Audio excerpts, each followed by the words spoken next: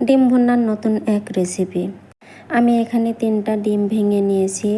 তারপর ডিমটা ফেটে নিয়ে আমি একটা স্টিলের বাটিতে দিয়ে দিব।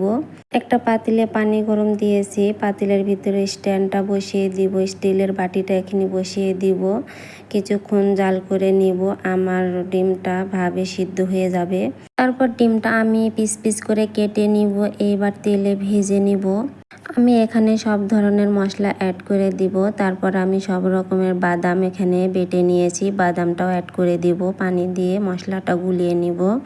আমার মশলাটা কষানো হয়ে গেছে, আমি এখানে ডিমটা ছেড়ে দিব। দিয়ে আমি কিছুক্ষণ রান্না করব। আমার ডিম ভুনা হয়ে গেছে, দেখতে কত লোভনীয় লাগছে। এই ডিম ভুনাটা খেতে কিন্তু ভীষণ মজা লাগে। দেখতে যেমন মাংসর ভুনার মতো লাগতেছে, খেতেও কিন্তু মাংস ভুনার মতোই লাগে। ডিম ভুনাটা খেতে কিন্তু ভীষণ মজা হয়েছিল। আপনারাও বাসায় তৈরি করে খেয়ে দেখবেন।